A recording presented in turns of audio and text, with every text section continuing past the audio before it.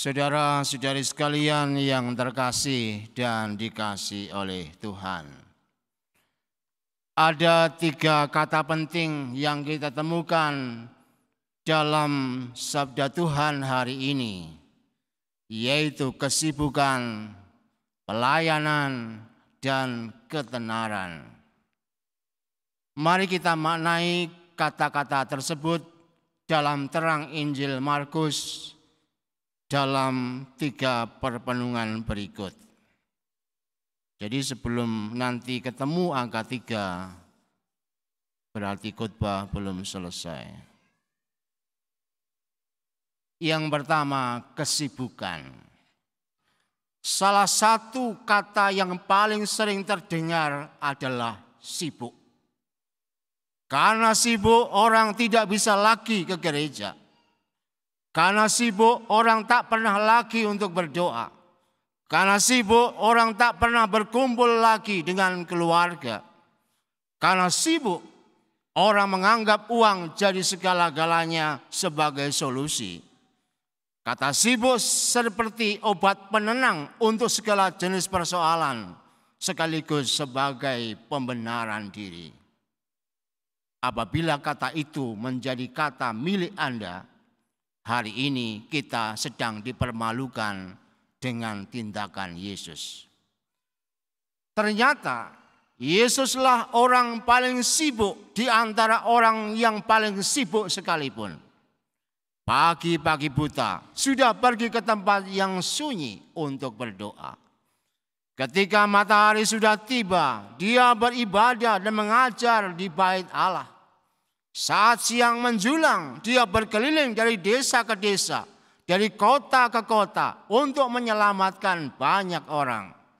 Begitu malam tiba, banyak orang datang kepadanya dan minta disembuhkan dari berbagai macam penyakit dan dibebaskan dari roh jahat. Injil Markus menyebut Yesus karena sibuknya tidak waras lagi. Ia begitu sibuk sampai makan pun tidak sempat. Namun yang menarik adalah meski orang paling sibuk, Yesus tidak pernah meninggalkan bait Allah. Meskipun super sibuk, ia tak pernah melupakan doa pribadi. Kalau demikian, semua kesibukan Yesus berangkat dari perjumpaan dengan Allah Bapa. Relasi yang mendalam dalam hidup rohani mengalir menjadi sebuah kesibukan dan bukan sebaliknya. Inilah pelajaran penting untuk kita yang seringkali merasa orang paling sibuk, supaya kita tidak membalik hidup. Yang benar adalah pengalaman hidup rohani mengalir dalam sebuah kesibukan dan bukan kesibukan melupakan hidup rohani.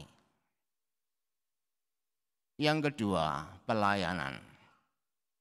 Barangkali kita bertanya, bagaimana Yesus ini bisa memiliki tenaga, energi super kuat untuk melayani seperti itu? Kenapa dia tidak pernah merasa capek? Padahal seringkali terjadi, baru menjadi ketua lingkungan saja, keluhannya sudah menjulang tinggi di atas langit.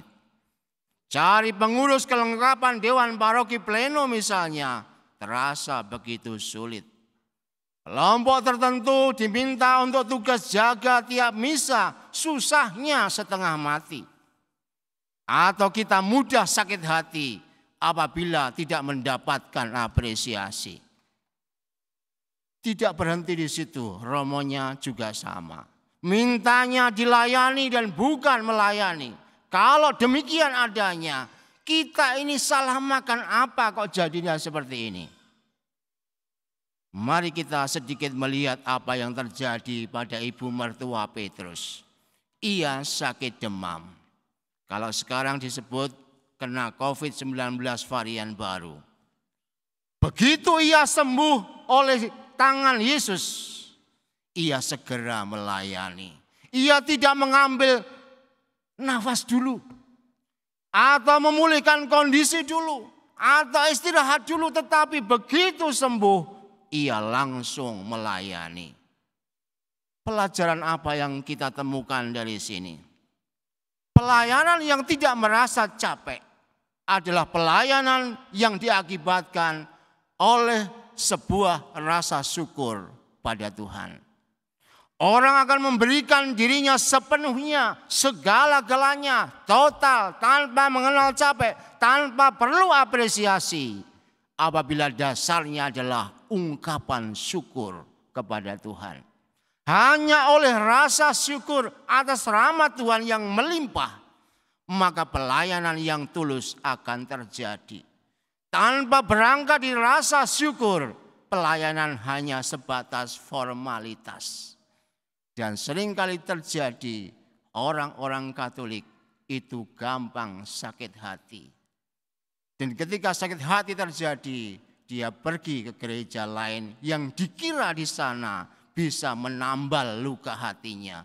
Meskipun sebenarnya di sana pun dia akan minum air garam sehingga semakin kehausan. Dan itulah yang sering kali terjadi. Karena pelayanan itu bukan atas dasar, bukan berangkat dari rasa syukur kepada Tuhan. Tetapi ketika kita belajar dari ibu mertua Petrus tadi, ternyata pelayanan yang tulus itu hanya mungkin terjadi saat orang memiliki rasa syukur kepada Tuhan. Oleh karena itu bisa diteliti juga, jangan-jangan kesulitan dalam pelayanan di dalam gereja pun terjadi karena orang suka mengeluh dan bukan suka bersyukur. Karena tidak mampu bersyukur, maka kesulitan mencari orang-orang yang siap untuk melayani bagi sesama.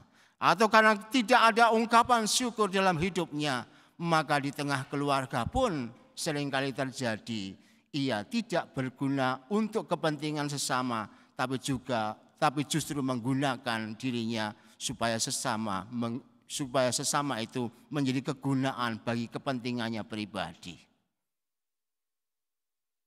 Yang ketiga, ketenaran. Ada dua indikasi yang menarik dari Injil hari ini, yaitu tindakan Yesus yang mengajak muridnya pergi ke kota lain meski semua orang mencari dia. Tadi Petrus dan teman-temannya mengatakan semua orang mencarimu. Tetapi Yesus justru mengatakan mari kita pergi ke kota lain. Indikasi lain adalah larangan Yesus supaya setan-setan itu tidak berbicara tentang siapakah dirinya yang sebenarnya. Apa yang bisa kita maknai dari dua indikasi ini? Orang yang mau berdoa dan menjadikan gereja sebagai pusat hidupnya adalah orang-orang yang rendah hati. Dia percaya hanya oleh Tuhan dia bisa hidup dan berkarya. Orang-orang yang mampu bersyukur dan mengungkapkan syukur itu dengan melayani baik sesama di lingkungan keluarganya maupun di luar rumahnya adalah orang-orang yang rendah hati pula. Dan ingat, dalam kerendahan hati yang seperti ini akan diuji pertama-tama dengan ketenaran. Maka ketenaran itu adalah ujian bagi orang yang rendah hati. Rasul Paulus hari ini mengatakan, mewartakan Injil bukan alasan bagiku untuk bermegah. Yang paling penting bagi Rasul Paulus adalah memenangkan jiwa-jiwa. Oleh karena itu, apapun dan jadi apapun, sebagai apapun, atau melakukan tugas apapun, kita sebenarnya sedang diuji. Apakah kita sedang mencari nama atau gengsi, atau sebenarnya kita ingin supaya diikutsertakan di dalam kemuliaan Tuhan. Dan harus kita sadari, orang kota biasanya mencari prestasi, mencari gengsi, melakukan ini itu atas dasar untuk supaya dirinya menjadi tenar. Melakukan segala sesuatu bukan dalam keikutsertaan ikut ambil bagian dalam kerajaan Allah, tetapi kemudian menusuk dirinya sendiri supaya kemudian dihargai. Oleh karena itu pada hari ini kita sedang diajar oleh Tuhan. Sedang cari apa sebenarnya kita ini? Manakala kita hanya sekedar mencari gengsi, mencari nama, mencari ketenaran, sebenarnya itu kita sedang diobok-obok kerendahan hati kita. Barangkali kita menjadi orang yang saleh.